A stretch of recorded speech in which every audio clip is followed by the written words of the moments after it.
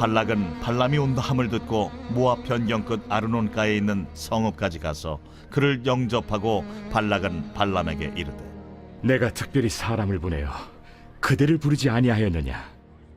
그대가 어찌 내게 오지 아니하였느냐? 내가 어찌 그대를 높여 존귀하게 하지 못하겠느냐? 발람이 발락에게 이르되 내가 오기는 하였으나 무엇을 말할 능력이 있으리까? 하나님이 내 입에 주시는 말씀 그것을 말할 뿐이니이다. 발람이 발락과 동행하여 기랴투솥에 이르러서는 발락이 소와 양을 잡아 발람과 그와 함께한 고관들을 대접하였더라. 아침에 발락이 발람과 함께하고 그를 인도하여 바알의 산당에 오르매 발람이 거기서 이스라엘 백성의 진 끝까지 보니라. 제 23장. 발람이 발락에게 이르되 나를 위하여 여기 제단 7을 쌓고 거기 수송아지 7마리와 순양 7마리를 준비하소서. 하매 발락이 발람의 말대로 준비한 후에 발락과 발람이 제단에 수송아지와 순양을 드리니라. 발람이 발락에게 이르되 당신의 번제물 곁에 서소서. 나는 저리로 가리이다. 여호와께서 혹시 오셔서 나를 만나시리니 그가 내게 지시하시는 것은 다 당신에게 알리리이다. 하고 언덕길로 가니 하나님이 발람에게 임하시는지라. 발람이 아뢰되 내가 7제단을 쌓고 각 제단에 수송아지와 순양을 드렸나이다. 여호와께서 발람의 입에 말씀을 주시며 이르시되 발락에게 돌아가서 이렇게 말할지니라. 그가 발락에게로 돌아간즉 발락과 모압의 모든 고관이 번제물 곁에 함께 섰더라. 발람이 예언을 전하여 말하되 발락이 나를 아람에서 모압 왕이 동쪽 산에서 데려다가 이르기를 와서 나를 위하여 야곱을 저주하라. 와서 이스라엘을 꾸짖으라 하도다. 하나님이 저주하지 않으신 자를 내가 어찌 저주하며 여호와께서 꾸짖지 않으신 자를 내가 어찌 꾸짖으랴. 내가 바위 위에서 그들을 보며 작은 산에서 그들을 바라보니 이 백성은 홀로 살 것이라. 그를 여러 민족 중에 하나로 여기지 않으리로다. 야곱의 티끌을 누가 능히 세며 이스라엘 4분의 1을 누가 능히 셀고 나는 의인의 죽음을 죽기 원하며 나의 종말이 그와 같기를 바라노라. 하매 발락이 발람에게 이르되 그대가 어찌 내게 이같이 행하느냐? 나의 원수를 저주하라고 그대를 데려왔거늘 그대가 오히려 축복하였도다. 발람이 대답하여 이르되 여호와께서 내 입에 주신 말씀을 내가 어찌 말하지 아니할 수 있으리까? 샬롬, 반갑습니다. 오늘도 큐티로 여는 기막힌 하루입니다. 오늘 나눌 말씀은 민수기 22장 36절에서 23장 12절 말씀으로 능히 셀 수 없는 야곱의 티끌이라는 제목의 말씀을 나누려고 합니다. 첫 번째 우리가 생각해 볼 것은 뉴욕의 환경에 가지 말아야 합니다.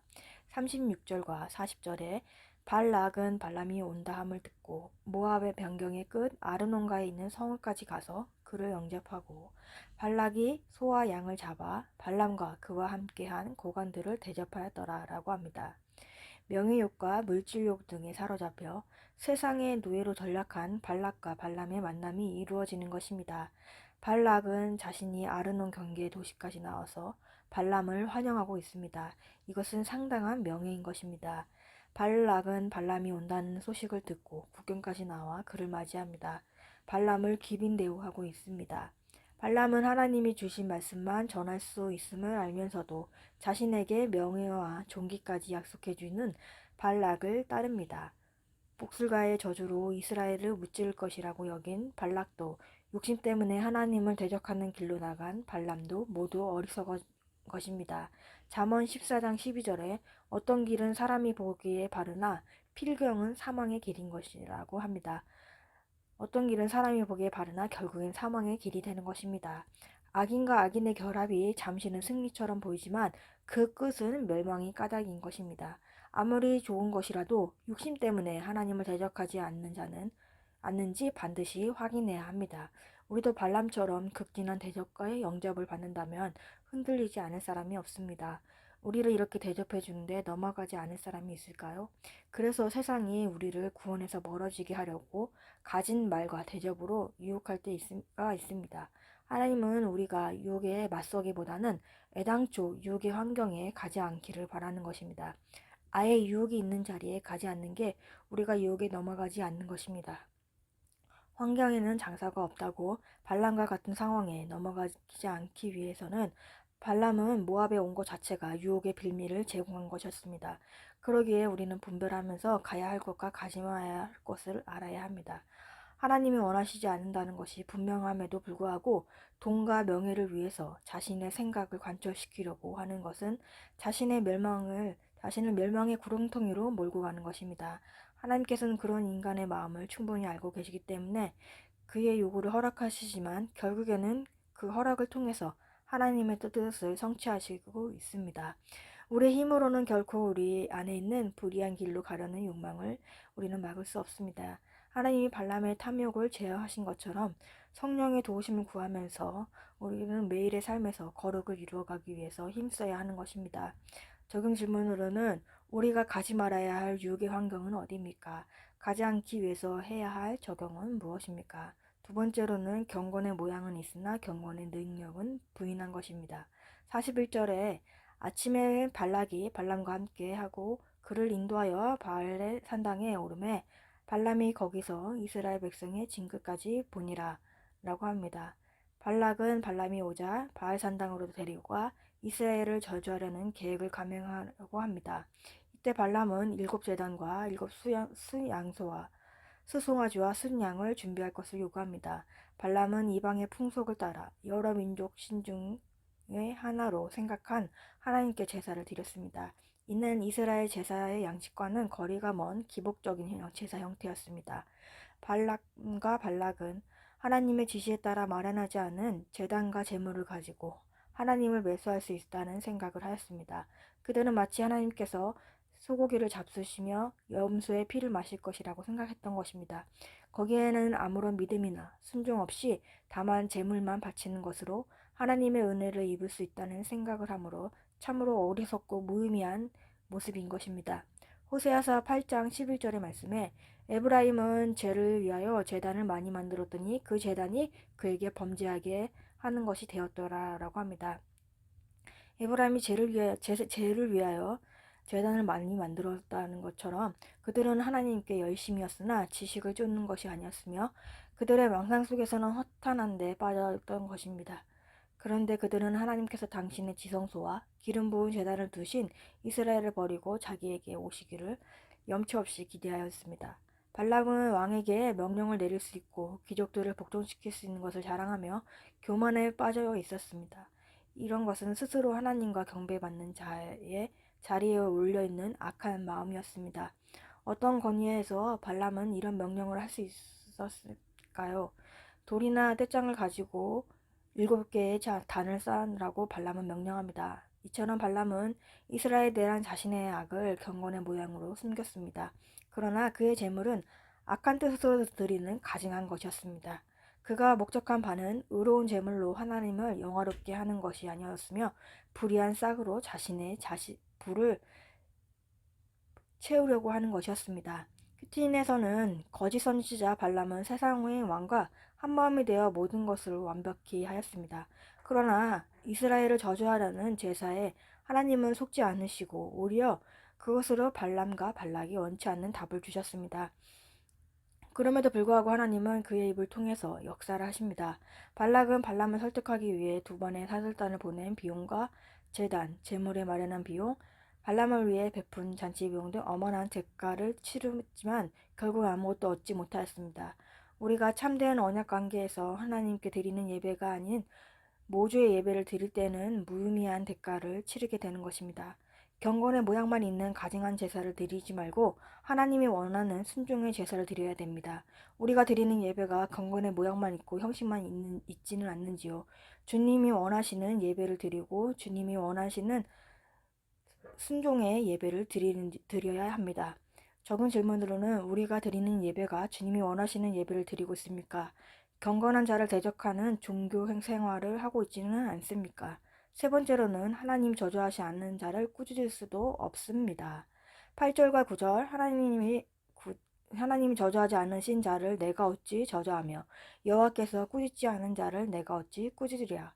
내가 바위 위에서 그들을 보며 작은 산에서 그들을 바라보니 이 백성은 홀로 살 것이라. 그를 여러 민족 중에 하나로 여기지 아니하리로다. 야곱의 티끌을 누가 능히 세며 이스라엘 4분의 1을 누가 능히 세고 나는 의인의 죽음을 죽기 원하며 나의 종말이 그와 같이 바라노라 하매라고 합니다. 발람은 하나님의 임재를 기다리며 하나님은 발람에게 전할 말씀을 주셨습니다. 발람이 전한 첫 번째 하나님의 말씀은 내용은 발람이 어디에서 왔으며 그를 부른 자가 누구인지 그리고 그를 부른 목적이 무엇인지 이야기하고 있습니다. 하나님은 발람은 이스라엘을 저주하고 꾸짖으라고 자신을 부른 목적과 달리 오히려 이스라엘을 축복하라는 말씀을 전하고 있습니다. 그는 하나님이 저주하지 않으신 자를 자신이 저주할 수 없으며 하나님이 꾸짖지 않으신 자를 자신이 꾸짖을 수 없다면서 발락에 요구하는 정반대의 말을 하고 있습니다. 하나님이 그렇게 시키신 것입니다. 또한 이스라엘 백성을 바라보니 셀 수 없을 정도로 많아서 그 4분의 1도 셀 수 없을 거라고 말합니다. 그리고 그들은 다른 민족과 달리 그들 스스로 살 수 있다는 것입니다. 발람은 자신도 이스라엘 백성처럼 복을 받기 원한다는 것으로 마무리합니다. 모압 왕 발락은 저주하고 불러온 자가 저주는커녕 오히려 축복을 하고 있으니 절망에 빠져 한탄을 합니다. 하지만 발람은 여호와께서 자신의 입에 넣어주신 말씀을 전하지 않을 수 없다고 단호하게 말합니다. 하나님은 이스라엘 백성을 사랑하십니다. 그 누구에게도 그들이 비난을 받거나 해를 입는 것을 용납하지 않으십니다. 그들은 외부의 어떠한 위협이 있을지라도 결코 다른 민족과 달리 멸망하지 않을 겁니다. 하나님 외에는 그 누구도 그들을 저주할 수 없으며 꾸짖을 수도 없습니다. 더욱이 하나님도 그런 일을 하시지 않는데 누가 감히 그들을 저주하거나 꾸짖을 수 있겠습니까? 창세기 12장 3절에 보면 아브라함에게 너를 축복하는 자에게는 내가 복을 내리고 너를 저주하는 자에게는 내가 저주하리니 땅의 모든 족속이 너로 말미암아 복을 얻을 것이라 라는 이야기가 나옵니다. 하나님은 아브라함을 저주한 사람에게는 저주하겠다는 이야기를 합니다. 하나님의 백성은 하나님만이 그들을 부모의 심정으로 꾸짖으시고 징계할 수 있습니다. 만일 어떤 사람이 하나님의 백성을 조롱하거나 비웃거나 저주하면 그는 하나님의 저주를 받을 것입니다. 이것이 하나님 백성이 누리는 특권이자 그리스도인이 세상을 살아가는 자존감입니다.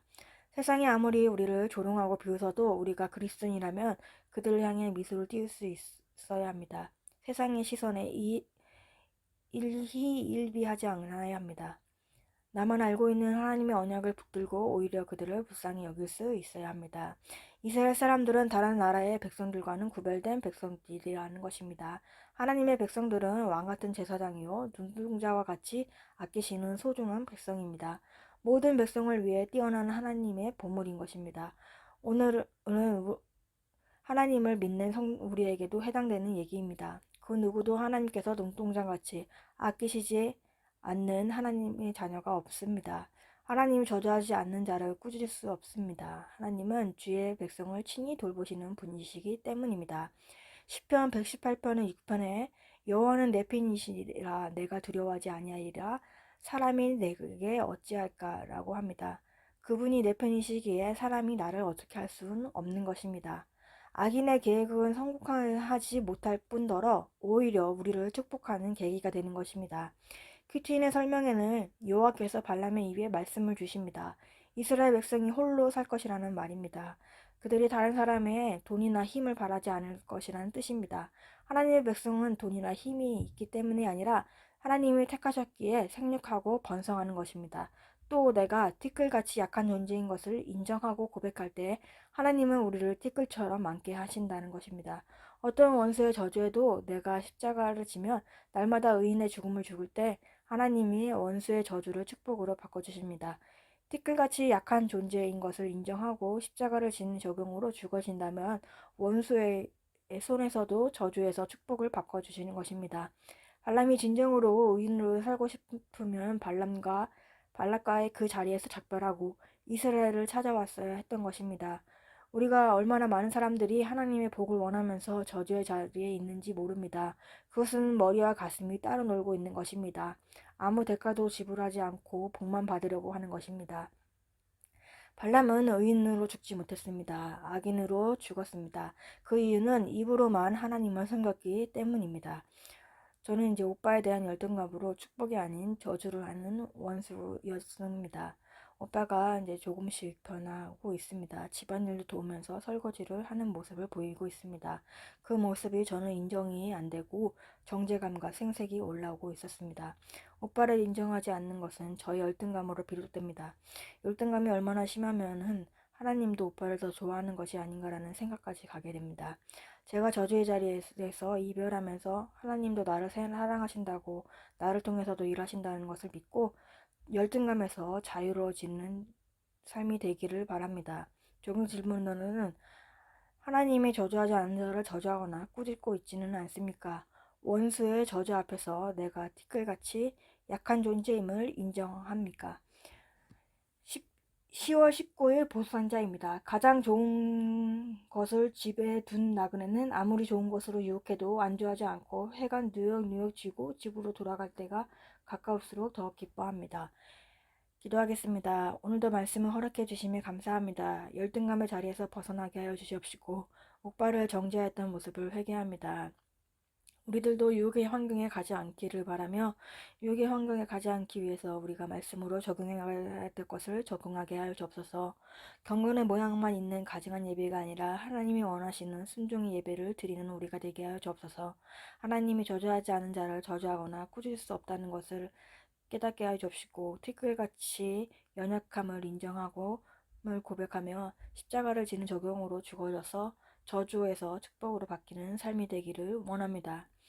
주님의 길과 주님의 뜻을 말씀으로 잘 분별하면서 나가게 하여 주옵소서. 다음 세대들도 말씀대로 믿고 살고 누리는 인생이 되게 하여 주옵소서.